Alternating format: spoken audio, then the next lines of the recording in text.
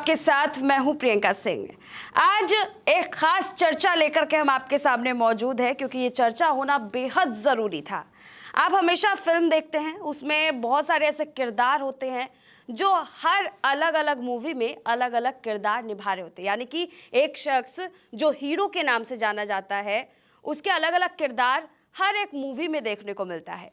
लेकिन अगर मैं कहूँ कि यही तस्वीर राजनीति में भी देखने को मिल रही है, तो आप इसे कहीं ना कहीं से तो कनेक्ट करेंगे। और मेरे ख्याल से अभी बिहार की चुनावी सरगर्मी बढ़ रही है, तो सबसे पहले आप बिहार में जाएंगे और वहां के सुशासन बाबू की तस्वीर को जरूर देखेंगे, क्योंकि उनका किरदार कुछ इसी तरह का रहा है। एक गाना भी था फिल्म में, इधर चला मैं उधर चला, वो किरदार वो निभाते हुए नजर आते हैं। और आज इस पर ही चर्चा हम करेंगे, एक एनालाइज एक्चुअली हम करने वाले हैं, जिसमें हम आपको बताएंगे कि किस तरह से नीतीश कुमार की जो छवि है वो क्या अभी भी उसी स्तर पर है जिस स्तर पर 2005 में शुरुआत हुई थी। क्या अभी भी नीतीश कुमार बिहार के लिए बहुत ज़रूरी है? क्या अभी भी नीतीश कुमार बिहार में सुशासन बाबू है? क्या वही विकास का जो पहिया 2005 से उन्होंने चलानी शुरू की थी, क्या वो अभी भी चल रही है?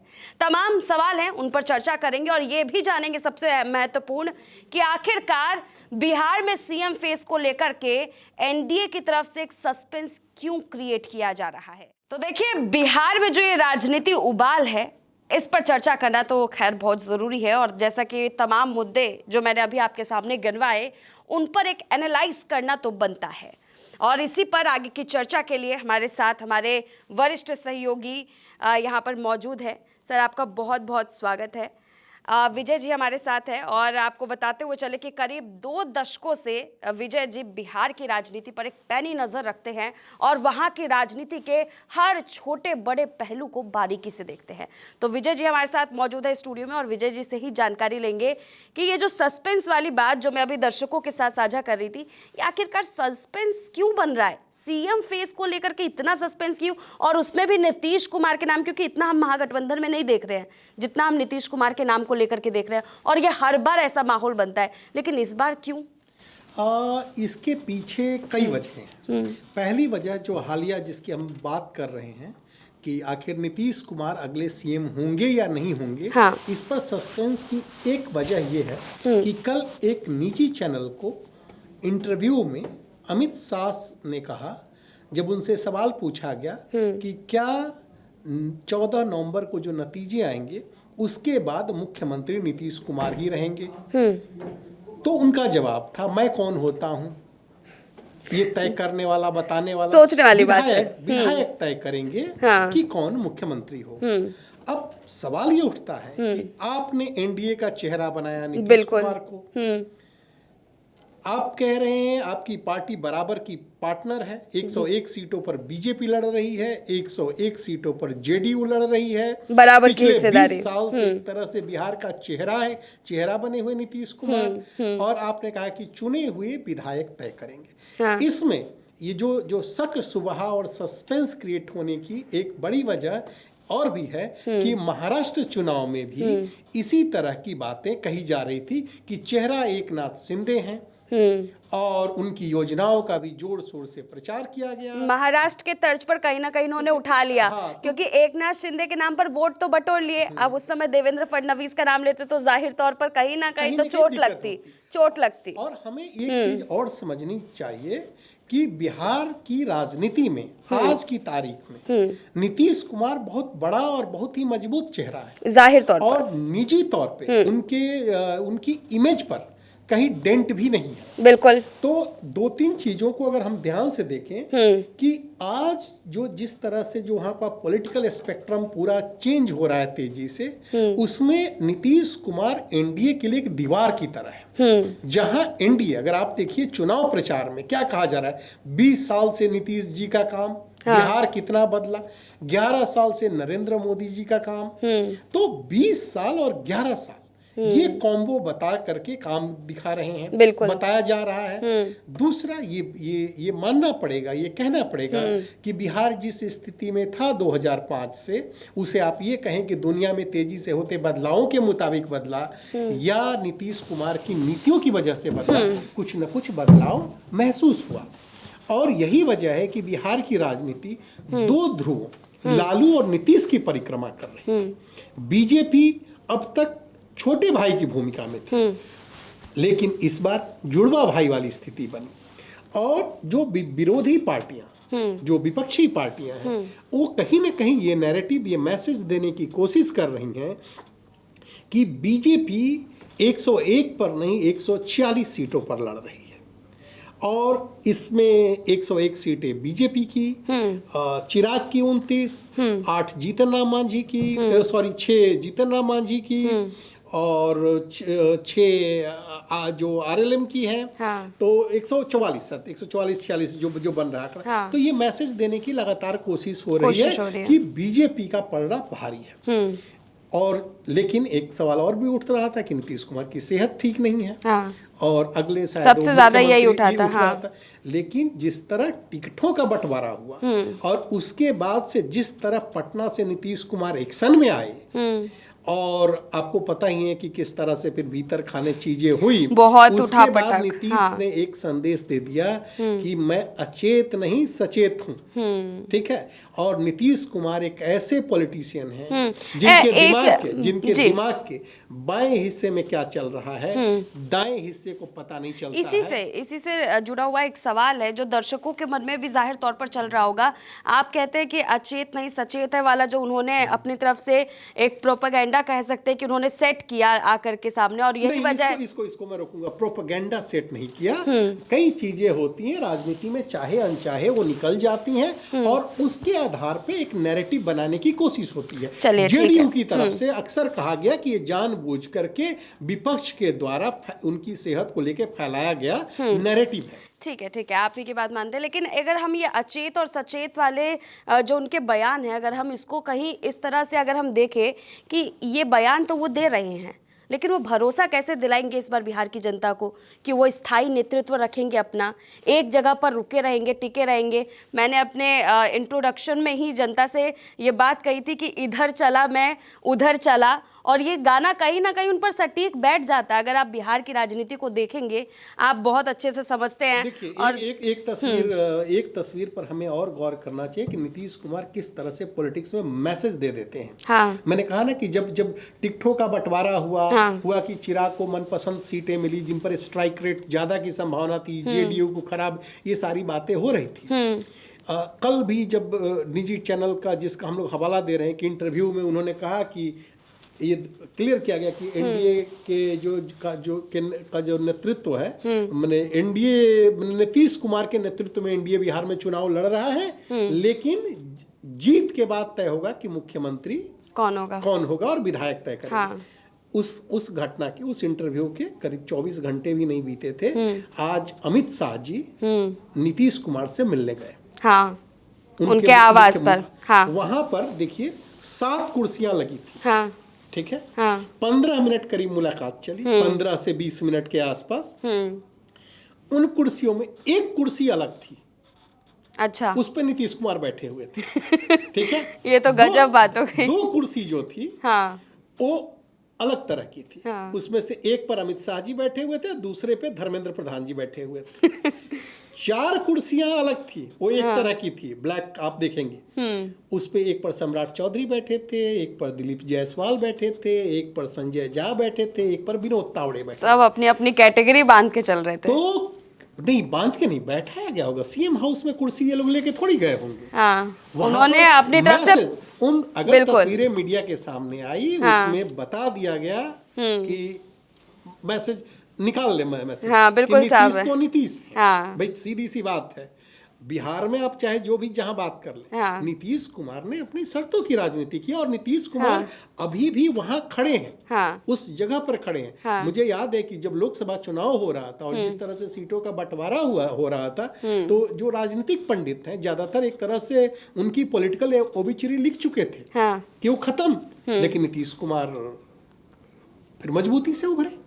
वो हर बार कुछ ना कुछ ऐसा ही खेला करते हैं। तो उन्हें आप चाहे कह लें कि किस्मत के धनी हैं, उनकी स्ट्रेटजी कह लें या जो भी कह लें कि वो स्थितियों के मुताबिक खुद को ढाल लेते हैं। हाँ। तो नीतीश कुमार हमेशा मैसेज दे देते हैं, पब्लिक को दे देते हैं, और ये भरोसा कि भाई देखो मैं कोई हूँ भी हो और तो मैं ही हूँ। पिछले 20 साल से तो वही है। ठीक है, सेहत है, उम्र है, सारी बातें हो रही हैं, लेकिन अभी भी जो चाहे वो ये जो विपक्ष आरोप लगाता है कि ब्यूरोक्रेट चला रहे हैं, लेकिन हकीकत ये चेहरा तो नीतीश कुमार है जाहिर तौर पर। तो विजय जी, आपकी इन बातों से फिर अंदाजा लगाया जाए कि सुशासन बाबू की छवि जो है वो अभी भी वही छवि उनका रहेगा, यानी कि बिहार में जो उनकी अस्थिरता वाली तस्वीर भी बीच में निकल कर के आई, या फिर उनके ऊपर कई सारे आरोप प्रत्यारोप भी हुए, पार्टी वो दल बदलते रहते हैं और वो कुछ भी मतलब जहां फायदा दिखता है वहां जाते, वो अब बिहार की जनता का फायदा नहीं देखते। ये एक नैरेटिव सेट किया गया, विपक्ष अपनी भूमिका में है पूरी तरह से, जोरों शोर से कह सकते हैं,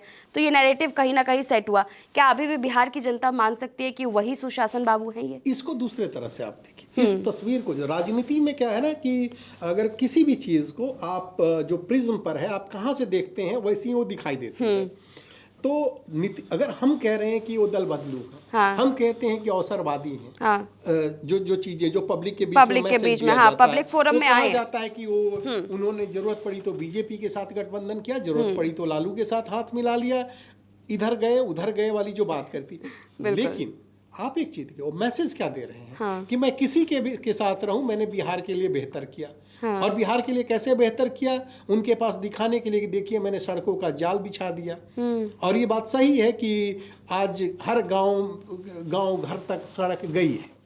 लेकिन सर अगर देखा जाए तो आप ये समझिए ना कि अगर आप किसी भी सरकार को 20 साल का मौका दे रहे हैं तो 20 साल में थोड़ा बहुत तो काम करके दिखाएगा ही ना। नहीं काम करके दिखाएगा। आप मानते हैं कि 20 साल के अकॉर्डिंग जो है, क्योंकि आप वहाँ की जमीन पर रहे हैं, आप वहीं से बिलोंग भी करते हैं, और दूसरी चीज कि आप वहाँ पर राजनीति पर बहुत अच्छे से पैनी नजर भी रखते हैं, आपने जो अभी तक की तस्वीरें देखी, क्या उनको देख करके आपको लगता है कि बिहार की जमीन पर जो विकास हुआ है, अगर किसी भी सत्ताधारी को 20 साल का मौका अगर बिहार की जनता देती है तो क्या वो वही विकास डिजर्व करते हैं? नहीं, आपको ये बात समझनी पड़ेगी और ये बात देखनी पड़ेगी कि ये बात सही है कि 20 साल का समय कम नहीं होता।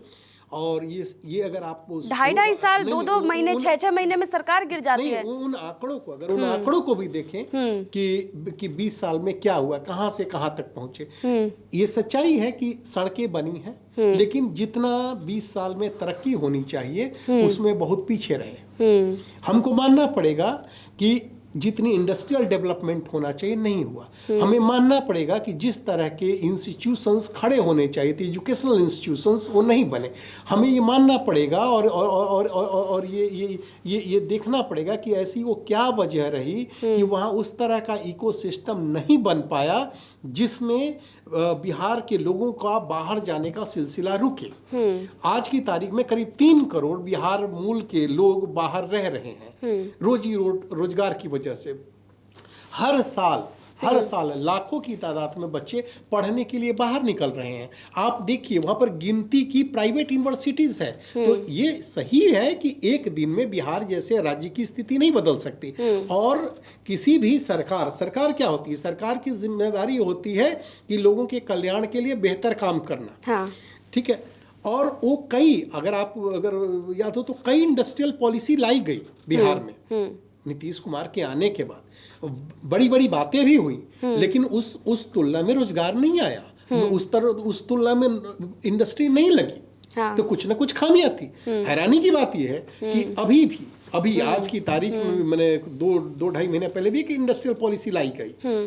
तो ये हमें सिर्फ सरकार को जिम्मेदार नहीं ठहरा सकते। जो बिहार का एक माइंड सेट है, हाँ, कि उस तरह का उनकी सोच नहीं है वहाँ के सामाजिक ताने बाने में, जैसे गुजरात के लोगों की है, जो महाराष्ट्र के लोगों की है।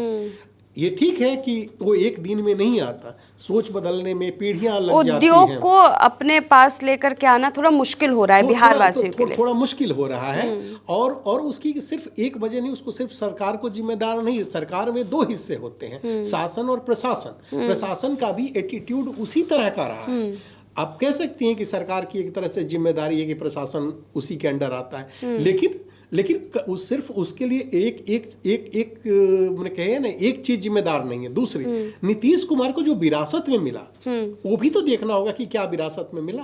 उनके पास पहली चुनौती थी जब 2005 में 5 साल के लिए बने, लॉ एंड ऑर्डर को दुरुस्त करना। उस पर उन्होंने काम किया। उसके बाद अगर देखा जाए उन्होंने इंडस्ट्री के लिए भी कोशिश की, लेकिन नहीं काम हुआ, जमीन पर काम नहीं हुआ। तो कहने का मतलब ये है कि किसी भी राजनेता के लिए एक दिन में बदलना आसान नहीं होता पूरे सिस्टम को, बिहार जैसे राज्य को। लेकिन ये सच है कि 20 साल का समय कम भी नहीं होता। 20 साल के समय का सदुपयोग इस तरह से नहीं हुआ जिस तरह से होना चाहिए। अभी जो विपक्ष की अगर मैं बात करूं तो विपक्ष जो सवाल उठा रही है, जेडीयू के काम को जो वो जिस तरह से एनालाइज कर रही है, अगर उनके पैरामीटर्स को देखें तो उनका सीधे तौर पर कहना होता है कि लालू प्रसाद यादव जी जब रेल मंत्री थे तो उन्होंने उद्योग लगाने का काम किया। जब उनके कार्य को जंगल राज में कन्वर्ट करके सब गिनवाते हैं, बताते हैं कि बिहार में जंगल राज का शासन रहा जब तक लालू प्रसाद यादव जो है अपनी तरफ से वहाँ पर राजनीति में पूरे वहाँ पर रहे हैं, अपनी चीज़ों को उन्होंने वहाँ पर रखा है सामने, तो वो जंगल राज की स्थिति उन्होंने उत्पन्न की। रेल मंत्री के तौर पर भी उन पर बहुत सारे आरोप लगे जो आज तक केस चल ही रहे हैं। लेकिन उस समय उद्योग की कहानी भी निकली, जो अभी उनके बेटे तेजस्वी यादव जो है वो बार बार पब्लिक फोरम में आकर के सीधे तौर पर कहते हैं कि यहाँ राजनीति से ज़्यादा आप ये देखिए कि हमारे पिताजी ने क्या किया। हमारे पिताजी ने उद्योग लगाने का काम किया और उनके बाद से आज तक का समय है कि कोई उद्योग लगा ही नहीं। तो जेडीयू किस तरह से इसको करेंगे फाइनलाइज? जेडीयू के पास या बाकी जो भी, देखिए हमेशा पक्ष और विपक्ष, विपक्ष का काम क्या होता है, सत्ता में आने के लिए जो सत्ता पक्ष है उसकी कमियां गिनाना और अपने काम को गिनाना। तेजस्वी यादव जो काम कर रहे हैं वो एक विपक्ष के नाते उसे गलत नहीं कहा जा सकता, बिल्कुल नहीं। लालू प्रसाद यादव जिस दौर में आए उन्होंने अपने तरीके से काम किया। आज की परिस्थितियां दूसरी है। ऐसा नहीं है कि बिहार में बदलाव नहीं हो रहा, इंडस्ट्रियल कॉरिडोर पे काम नहीं हो रहा है। ये बात आपने सही कहा कि जिस तरह होना चाहिए था, जिस रफ्तार से 20 सालों वो रफ्तार थोड़ी धीमी रही और धीमी रही। उसके लिए हमने कहा कि कई चीजें जिम्मेदार रही। और नीतीश कुमार, ठीक है, नीतीश कुमार शासन में रहे, मुख्यमंत्री रहे, लेकिन बिहार के अगर सामाजिक ताने बाने को देखिए और वहाँ का जो वोटिंग पैटर्न देखिए तो एक चीज आपको माननी पड़ेगी कि बिहार के लोग भी बहुत हद तक इस बात को लेके कंफर्टेबल थे कि वहां से निकल जाया जाए। बिल्कुल। और क्यों निकल जाया जाए भाई, जमीन का आकार छोटा होता जा रहा था और बाहर बेहतर अपॉर्चुनिटी मिल रही थी। तो जितने भी बिहार के पहले पॉलिटिशियंस हुए, ज्यादातर जितने भी, उन्होंने क्या किया, रेल दे दो, रेल में बैठेंगे, रेल से चले जाएं। इतनी स्पेशल ट्रेनें चलती हैं। हाँ। उसके बाद भी दीपावली और छठ में आप खोज लें कि टिकट मिल जाए, बिल्कुल जगह नहीं मिलती है, नहीं मिलती। ठीक है। तो राजनीति अपनी जगह है, लेकिन बिहार की जो मूल समस्याएं हैं वो अपनी जगह है। किसी एक व्यक्ति विशेष को उसके लिए जिम्मेदार ठहराना ठीक नहीं है। हाँ, इतना जरूर है कि आज की तारीख में जिस तरह से जो पॉलिटिक्स हो रही है उसमें आम आदमी का भरोसा जरूर हिला है। और उसकी वजह यह है कि उसको लगता है कि सत्ता के लिए इस तरह से बंदरबाट हो रही है जिसमें उसके जो मूल मुद्दे हैं वो कहीं ना कहीं हाशिए पर आ गए हैं, जो मुझे दिखाई दे रहा है। दूसरी चीज जो महसूस हो रही है, जो चुनावी राजनीति और पॉलिटिकल पार्टीज के भीतर, कि पहले कार्यकर्ताओं को टिकट दिया जाता था, कार्यकर्ता उनके साथ खून पसीने के साथ काम करते थे कि भाई हम इस जुड़े हुए हैं पार्टी के साथ, टिकट मिलेगा। तो अब पार्टियां भी उसमें बहुत सेलेक्टिव हो गई हैं।